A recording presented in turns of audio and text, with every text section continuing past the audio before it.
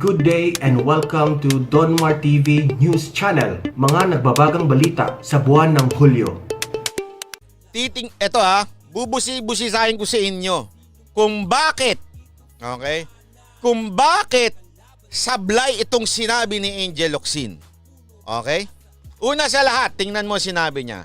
Sa mga kasamahan kong artista na di nagsasalita. Oh. Ano? May karir pa ba kayo? Oh. Wala na. Wala na kayong network. Kahit magpakit kayo dyan sa Instagram, mag-send kayo ng mga sad face, di nyo madadamayan ng mga katrabaho nyo na dahilan kung bakit kayo sumikat. Laban namin ang kapakanan ng lahat. Ha? Yan ang kanyang motibo. Ano? Maghimok ng mga kapwa artista niya. Na ano? Ano kaya hinihimok niya? Sige nga tanungin ko nga kayo. Anong hinihimok ni Angel Locsin dito? Himok niya ba na wag na magpakit sa Instagram? Ha? Kasi sabi dito kahit ano pang sad face nyo, sabihin, nagpapakita naman ng suporta itong mga artista na ito dito sa mga ABS-CBN Nagpapakita sila ng suporta. Kaya nga sila nagsa-sad face Kaya lang, anong ibig niyang sabihin? Anong gusto niyang mangyari? Ha? Ang gusto niyang mangyari, malamang ano pa ba, di lumabas sa kalsada. Di ba?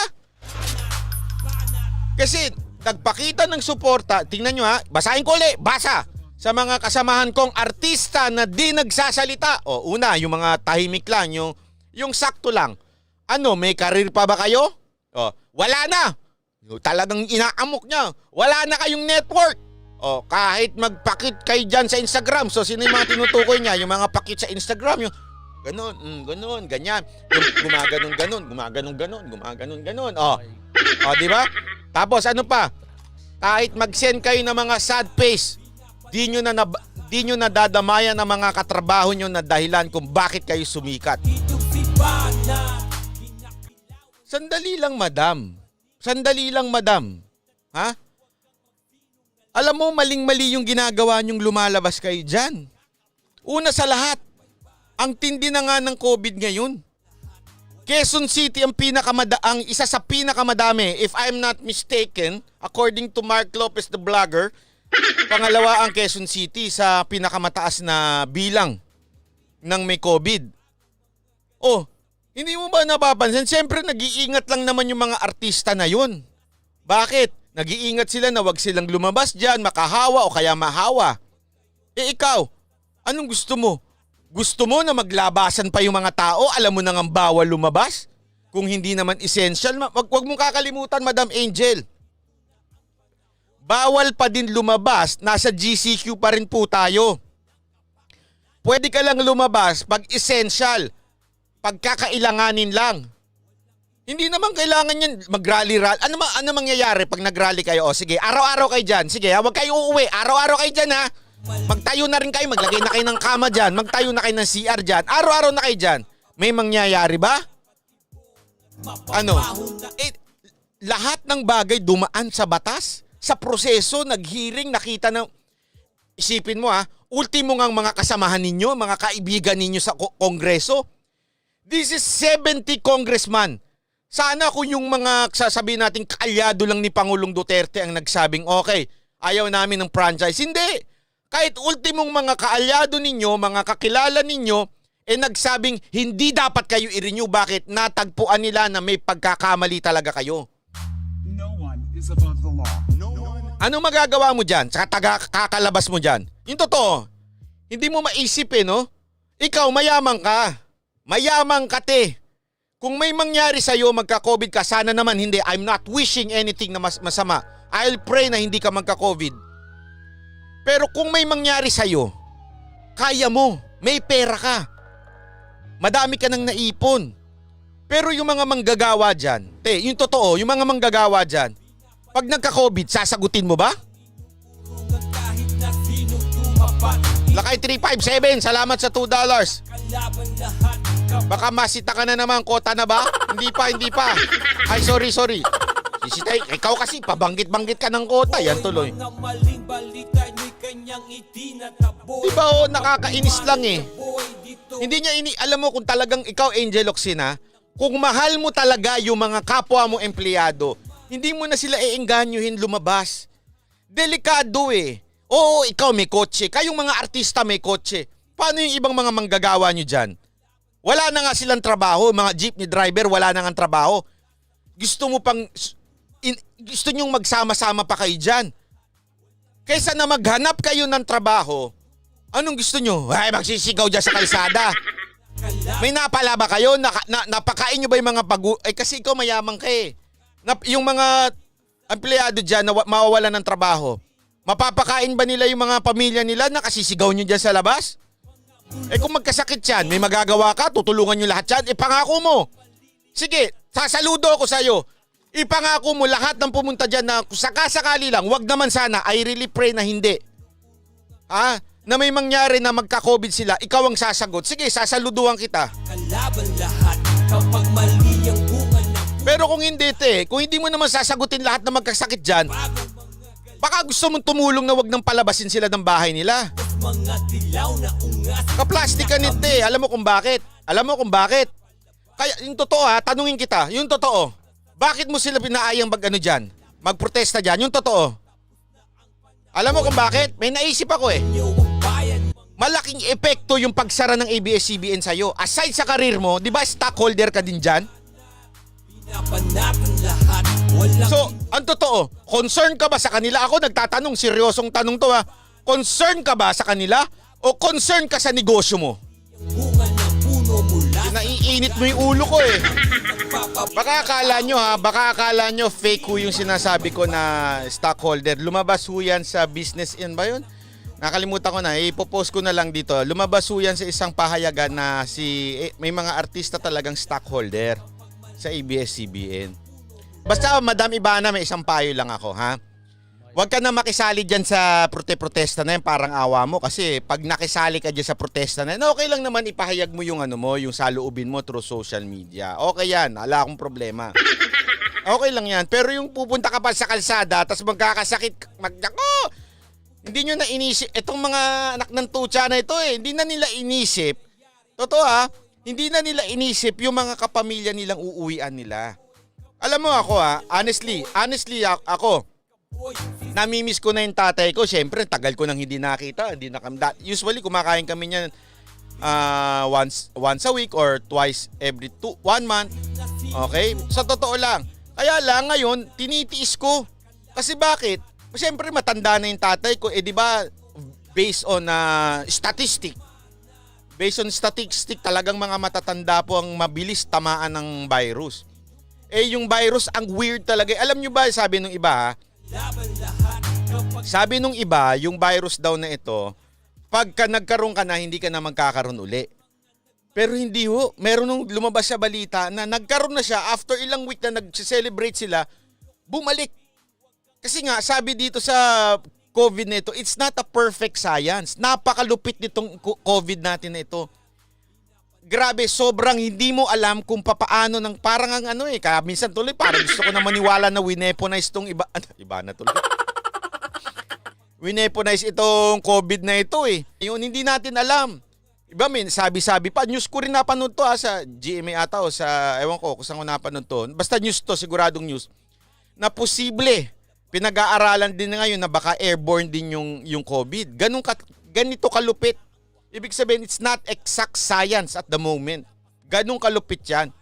Pero if ever may isang talagang sigurado, yung mga matatanda, mabilis tamaan. So, ibig sabihin nito,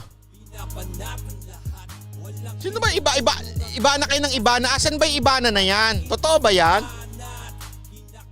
Niloloko nyo ako Nadidistract tuloy ako.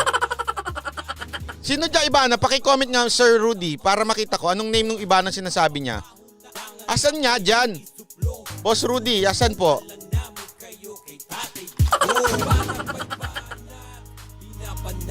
Fake na Ibana. Pinaglululoko nyo ako Pinagluloko. Buti na lang hindi ako yung gullible tulad nito mga tangahanga ng ABS-CBN. Ayun na nga. So, isa pa, di ba? Sinasabi ko nga ako sa inyo. Nagtataka lang ako dito kay Angel. Hindi ko talaga alam eh. Baka naman concern lang siya sa negosyo niya. Kasi kung talagang ikaw concern ka sa mga manggagawa, if yan talaga ang concern mo yung manggagawa, wag mo silang palabasin. Kasi delikado hong lumabas ngayon. Delikado po ang ating itong COVID na ito. Hindi ho biro ito. Sana nga eto lang nga eh. Ito nga sabi nung iba. Sabi nung iba, ako ayoko itong sabihin pero sabi nung iba, sana kung tamaan kayo lang. Pero hindi eh. Diba? Pero hindi ho. Bakit? Kasi uuwi yan sa mga bahay nila. May mga pamilya yan. May mga matatanda dyan. May mga tatay, nanay. Oh, hindi na kayo naawa? Ano nyo sila? Talagang papupuntahin nyo dyan para mag-rally? Oh, kayo, carry ninyo kung may mangyari sa inyo. May pera kayo. Paano sila? Wala. Yung mga mahahawang iba. So kung talagang concern ka dyan, Madam Angel, ito, tunay ito ha. I can talk to you and debate o argue with you, whatever you want to call it. Pero ma'am, if you're really concerned, magprotesta kayo sa social media. Pero yung papupuntahin mo, alam mo sa puso mo, delikado yan. Oh, alam mo sa puso mo yan. Pakita ko sa inyo ha. Baka akala mo, no, niluluko kita ha. Ito. Ay, mali. Oh, ayan. Tingnan mo, anong tawag mo dyan? Oh.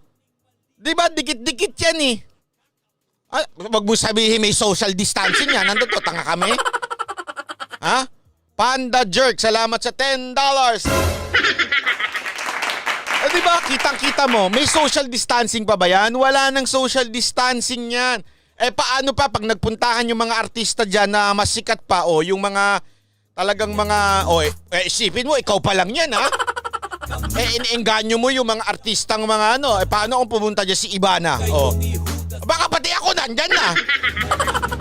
Baka pati ikaw makikirali na, ibalik. Gaganon na rin ako. Isipin mo bakit? Kasi nagtutumpok-tumpok sila dahil nagsasalita ka, madam. Paano pa kung mas sikat yung mga naan dyan? Si Ibana, mas sikat na sa iyo. Mas ano na yun. Paano kung nagpunta ba dyan si pangalan yun, yung labi, yung magandang labi, yung pang ano talaga yung labi? Ano man tawag doon? Si Antike, mali si ano ba yun? Si Ann Curtis. Yan, si Ann Curtis. Pang Tokboki. Lord D, salamat sa 2,000 mon, ha? Paano pa kung si Ann Curtis nagpunta dyan tapos ang suot niya pa ay yung pang binibining marikit? For sure ako, di nagtumpok-tumpok lalo yung mga tao dyan. Ikaw naman natin, kung nag-iisip ka ng tama, hindi ka na mangiengganyo. Mangiengganyo ka pa ng mga artista na pumunta dyan Ha? Ito pa. Ayun na nga. Ito pa, papakita ko sa inyo ha. Ito. Meron ako ipapakita sa inyo. Ito yung sakay sa Twitter niya. Ito. Tingnan niyo, panoorin niyo ito. Ito yung sinabi niya. Baka akala niyo ninoloko ko kayo sa sinabi niya. Basta panoorin natin yung kanyang sinabi. Pasok, Madam Angel.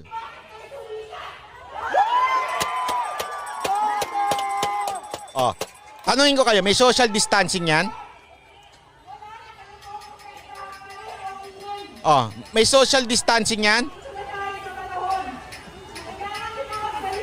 Madam Ibana, kung nandiyan ka, ha? Huwag kang gumaya dito kay Angel Locsin, ha? Catherine B, salamat sa $20.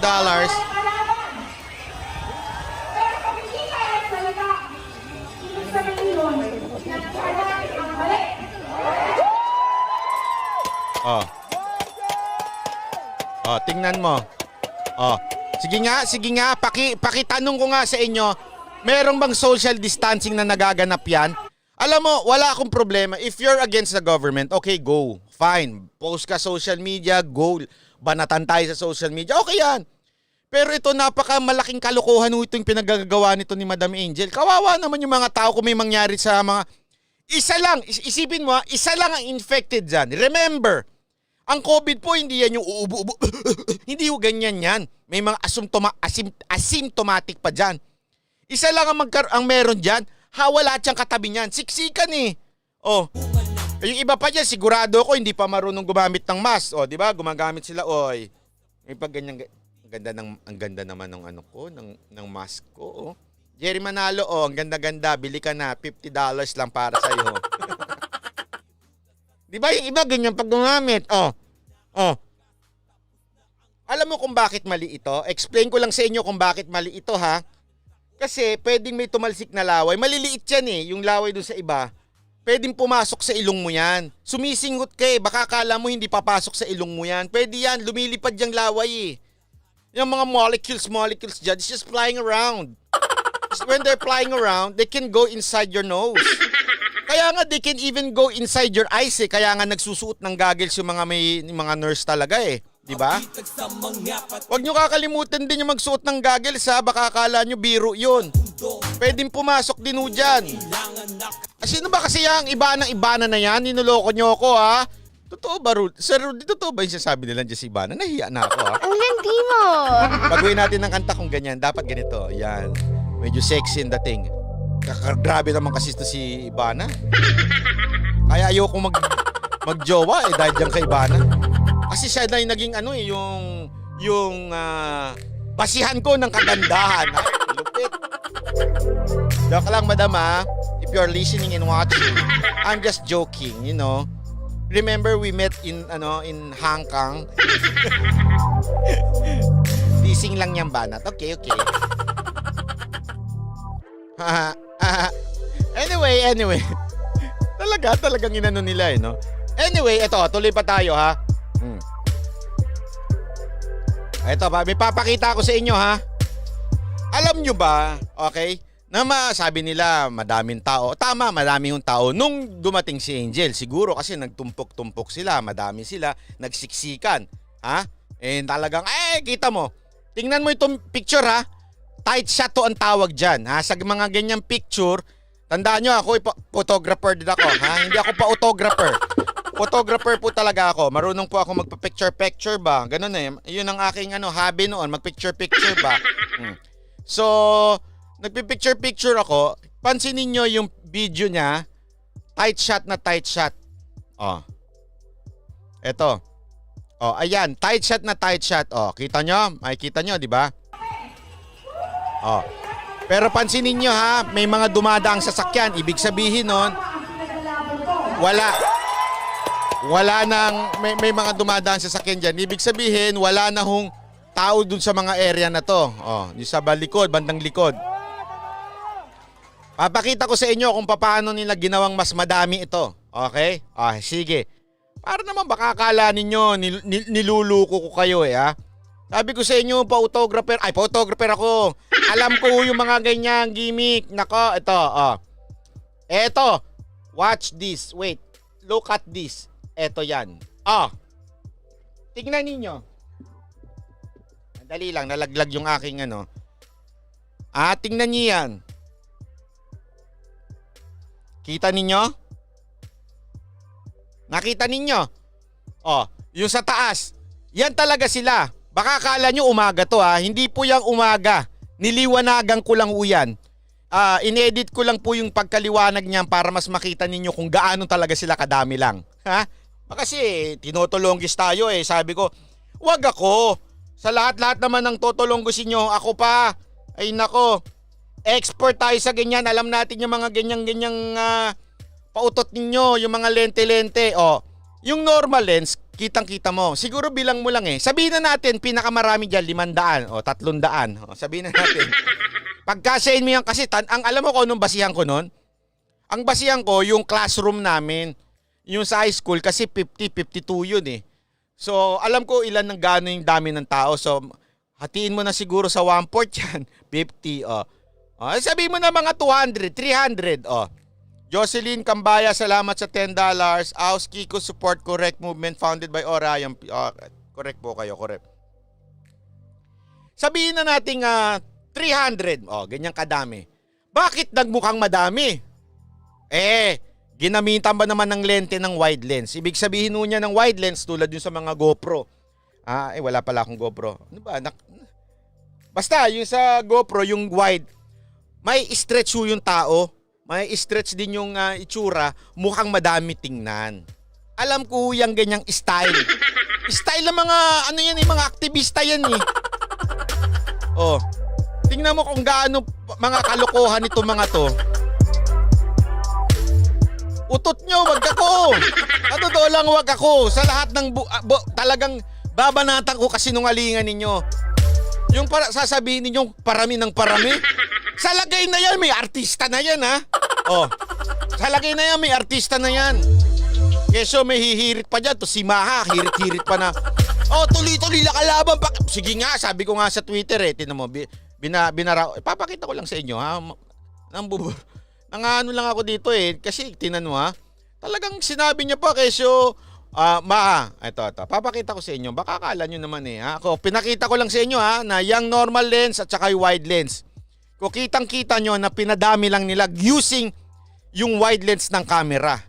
Ganyan nung sila katulongges para magmukhang madami. Marami na talaga sila, ganyan-ganyan. Style nyo, bulok. Matagal nang ginamit ng mga ralista yan. Pambira kayo.